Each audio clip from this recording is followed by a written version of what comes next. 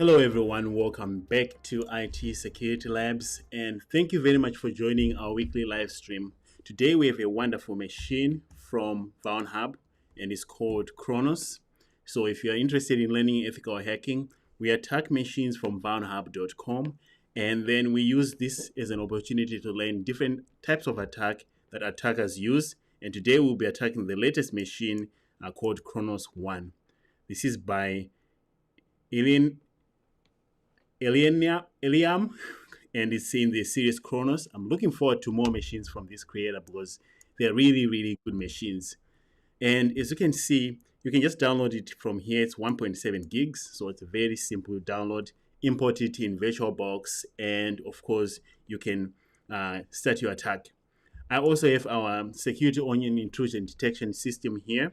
And as you can see, our Security Onion is up. It has been up for an hour, almost 2 hours right now, and we can analyze the traffic. So the idea is we'll attack this machine, then we'll try to see the attack traffic in our Security Onion to make sure that things can work, and as you can see here, it's receiving traffic. So that's our goal here, and as always, it's good to see my brother BT. Thanks for joining, and Jupiter, it's always good to see you, man. And congrats on your Security Onion setup. This really, really excites me to see more people with Security Onion that is set up. This is a wonderful tool to use for learning, and I'm happy that you have yours working. I hope you can follow along with me here. But without wasting time, let's go ahead and start our attack on Chronos. So we'll be attacking Chronos from my Kali Linux. The Kali Linux that I'm running is the latest version. So Chronos is running on 192.168. 38, I think it's 72. All right, let me verify. I'm just looking at my DHCP server here to make sure that Chronos is running, and then I can find out what port it's running on. That way, we can do the attack. So it's running on 76. So let's do a ping for 76. And there we go. Thanks, Jupiter. CompTIA 601, man, that is exciting. I know a lot of people who took the CompTIA Security Plus, the 601 exam. It's a lot of fun. So good luck on that exam, Jupiter. Let me know if you need any help. I know a few people who might want to study with you who are taking it in the next few weeks as well. All right, so now that we know our victim is running, let's run our nmap. Minus SC minus SV. Nmap stands for network mapper. And in this case, we are using default scripts and we want to find service versions. I would like to go for all ports. And this is how you specify. This will go for the 6,500 or so ports. Then 192.168.38.76. So we are scanning our victim to see if they have any open doors, open ports that we can use to access the system. And that should actually give us a list of what's happening on the system. And as always, if you have seen these live streams before, Security Onion is already intercepting this traffic, and Nmap is very loud, of course. So we should see a ton of Nmap scans here. So all these here, most of them are from Nmap running. All right, so let's see. So how do you know that it's Nmap? The user agent for Nmap will be set to the Nmap. So if you do a drill down on one of them, Nmap, GoBuster, Nikto, all those tools do set a user agent that can easily be detected. So when Nmap runs, you can tell. In this case, this was a browser. All right, so I hope our scan completed. So our Nmap scan completed here. And as you can see, we have port 2280, 8000. So that's interesting. So since we have port 80 here, first thing that I like to do is just go to the browser. 192.168.38.76. All right. It took a second to load, and let's see if we get anything. I see stars, so it looks like it's doing something in the background. Let's view the page source here.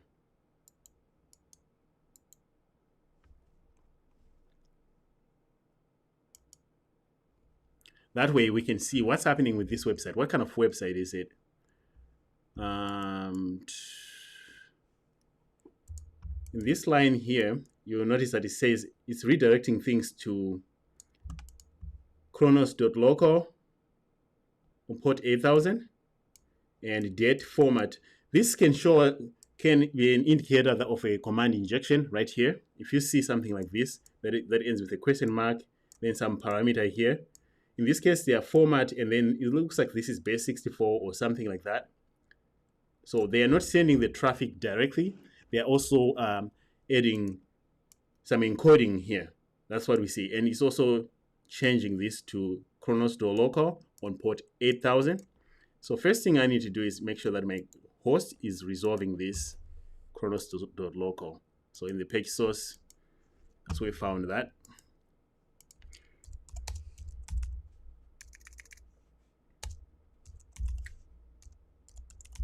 Now what's found is chronos.local. So what a better way to just, this is 76 or 2. Today I seem to think it's 72, but it's 76. So instead of F Society, we're doing chronos.local.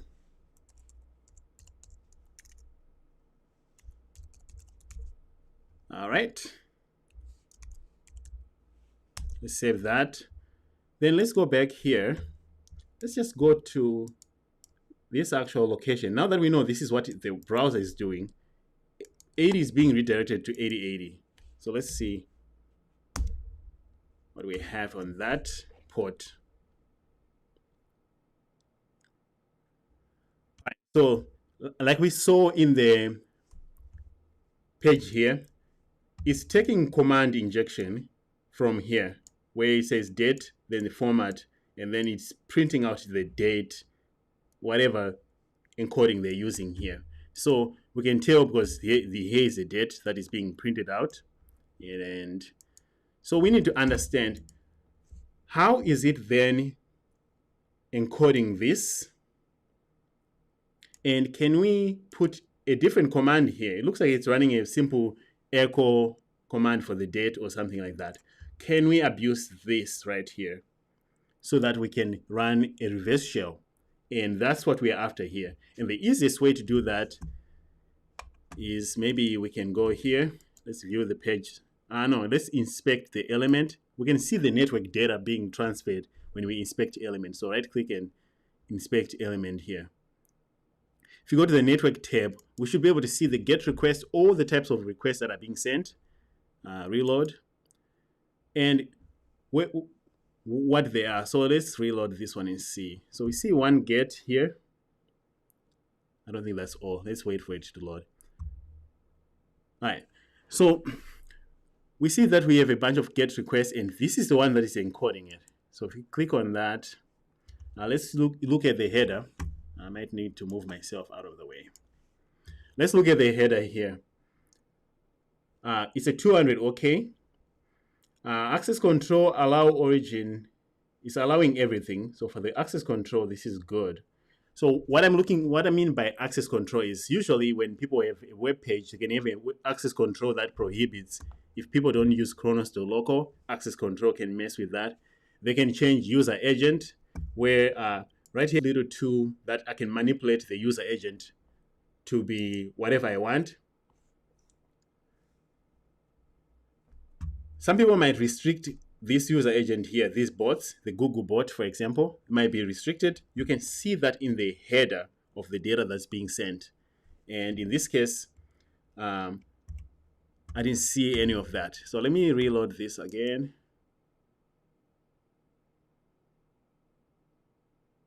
I'm only seeing this one.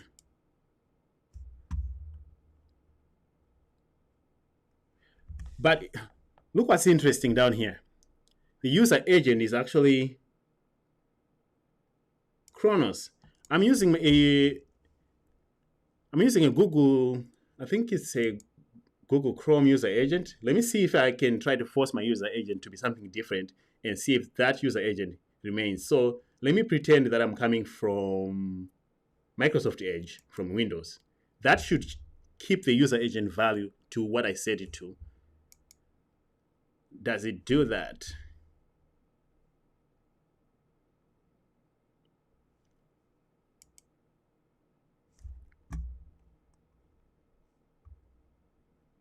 Yes, this time it actually did. It changed the user agent there. But if you look, yeah, that's interesting. So last time the user agent was Chronos. Now I changed the user agent. Now it's actually going to Windows NT. So let's go to Burp Suite and see which of these two works, Chronos or whatever it is. That way we can actually work with it better. So in Burp, I'll go to Proxy. Let me drop this one. Then Burp comes with its own browser. So what I would do is I'll come back here. I'll just, let's just go here. I'll just copy that. I think this is why they rated this medium, because there's a little bit of messing with this user agent stuff.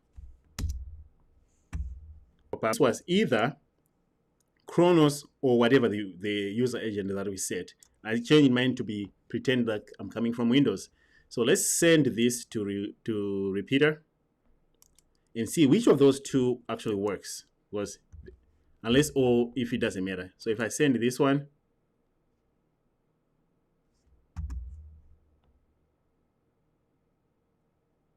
let's see.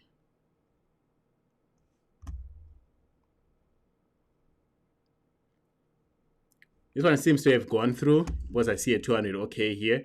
I can render the page to see what I can see from the site. I might have a problem. And this one says permission denied here. I should have known. This one says permission denied here because my user agent changed. So it doesn't like my user agent. So we know this thing is doing access control based on user agents as well. So let's change this to default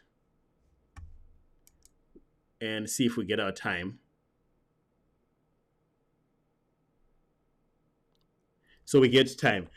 Access control is based on user agent. Matthew and Saran, it's good to see you guys. So when it shows, does it show actually our correct user agent? Yeah, so we see Chronos right here next to me. All right, so that's what we've learned. So let's open this specific link here. Copy this one.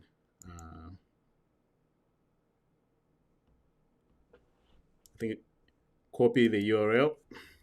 Let's put that one instead of just the generic one.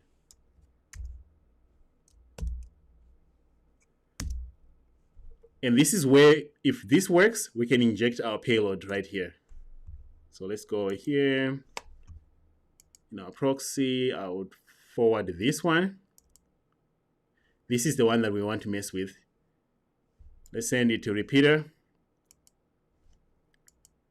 All right, so now we have this one. Let's send this and see what happened. All right, so permission denied. Why? Because the user agent is being monitored. The user agent has to be Chronos. Oh, no.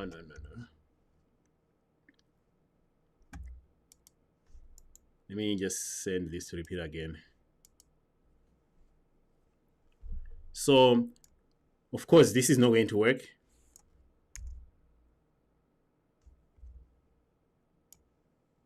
So let's put Chronos here.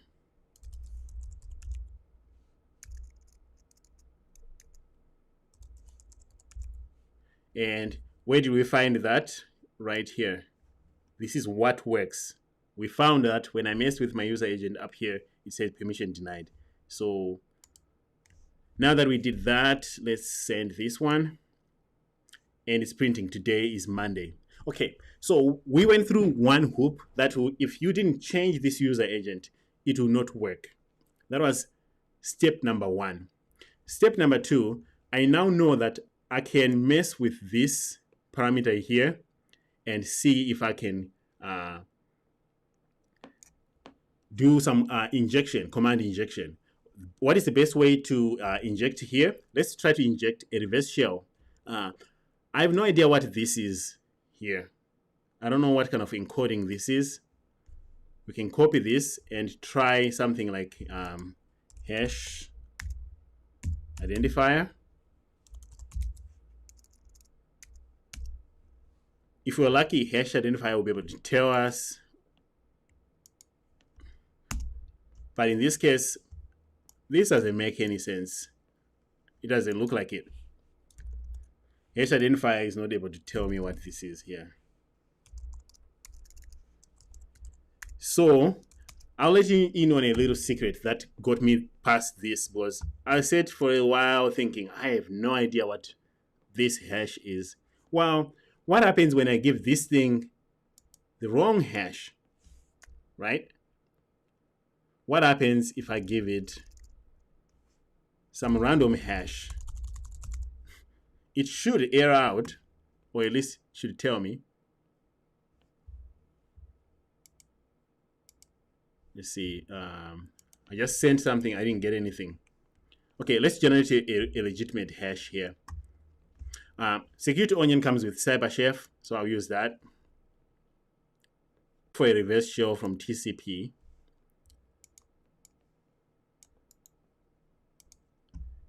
Let's assume it's base 64. Let's just say send it to base 64. And then let's put our IP address here from Kali.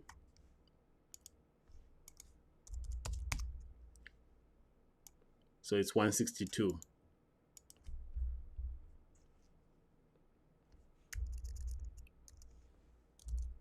All right. So I would like to do something like this.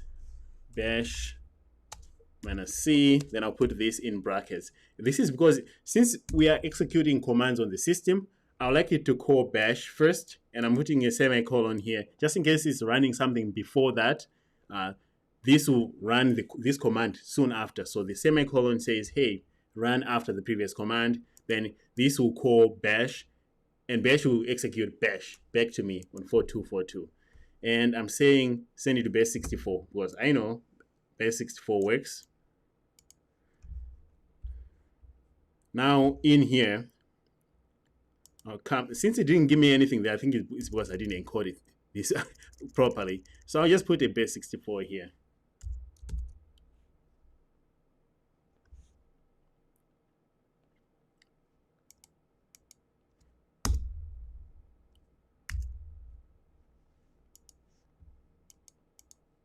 What's happening with this? All right, let's paste it again. Then let's send this. Lucky for us, this thing talks. And as you can see, I sent a base 64 encoding. It didn't like that. It did say error non-base 58 character.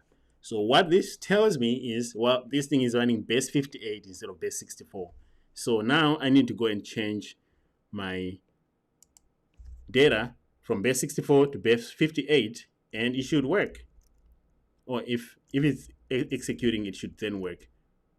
So let's go back to CyberChef. Instead of base 64,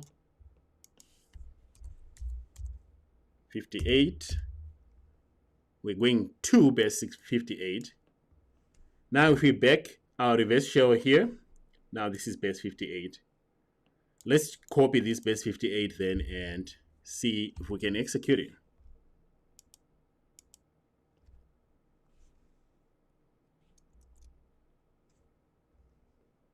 All right, so now I just need to make sure that my format here, format equals to that. I think there was a space here. Yeah. All right. So this should be my reverse shell, and in this case, it will phone back to my Kali Linux on port 4242. So I need to listen on 4242 before I send this request.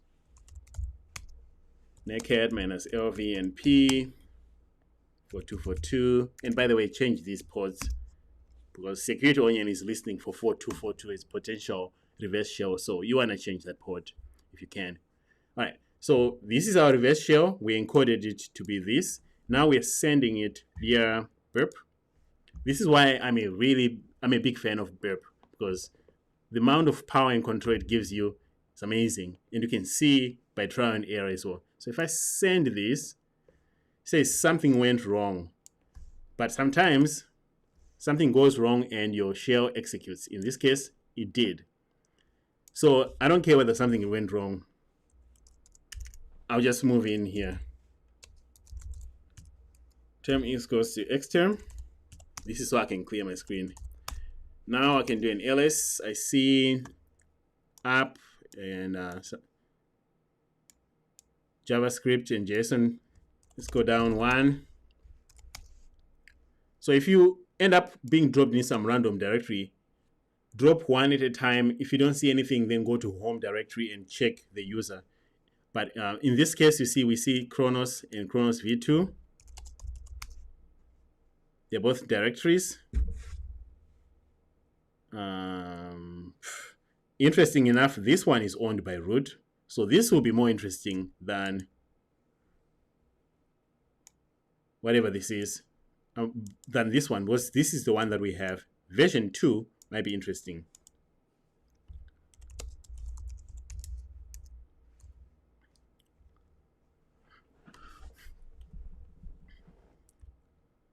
Let's see if we can get in there. Dash v2. All right. So we have a backend, front-end, index.html. Of course, I want to see what's in the backend because I'm hoping for some database information. Well, who can read this? Sam.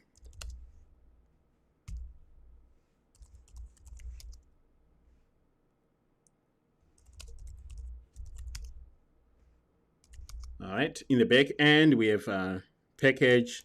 The server is more interesting.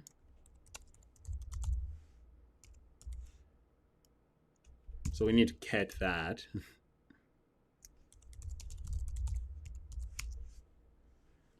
Why would you be looking in configuration files? You might be wondering. Well, configuration files, this is where people will leave credentials in plain text because they think no one will ever see them. This is where you can see how the app is set up. And in this case, we'll be able to see what it's doing as well. This is the second machine where we have actually dug into the source code. Last week we did the same, and this time we're doing that. So I hope we can get in the habit of getting comfortable looking at some code here. In this case, even though we may not fully understand what's going on, two things we need to look for is, first, I scan this whole thing for passwords. Does it have a password? No. This one stands out to me right away. It's saying that it's listening on local hosts. So it's possible I didn't see this service when I was running my nmap because it's listening on local host 8080. And as you can see 8080, I didn't see that. So because of that, I'm now even more interested. It's an HTTP server that is running locally on 8080. So I didn't see that. What is this server doing? So we try our best to start from the top here. File upload. We like file upload because we can upload bad things. Require express file upload. So whatever this is required, and that's what we're using for uploading files. And the good thing about file upload is that if we can abuse that, we can upload reverse shell. So whatever this express file upload is, that's going to be interesting. Okay. So that was the back end. Let's see if we can see something else. What's in the front end? Oh, pages. So there isn't much there.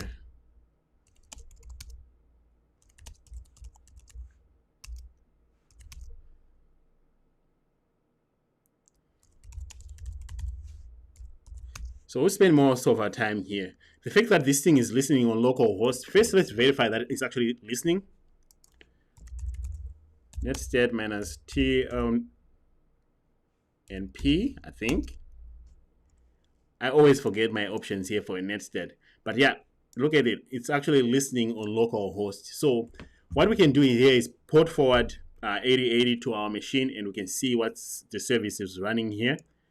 But we know there's something that is listening here, and it has to be interesting because it's not exposed. So before we even run any tools, let's finish with this thing. I notice that it's running express file upload. So there's a chance if we can access this application, we can access the express file upload directory.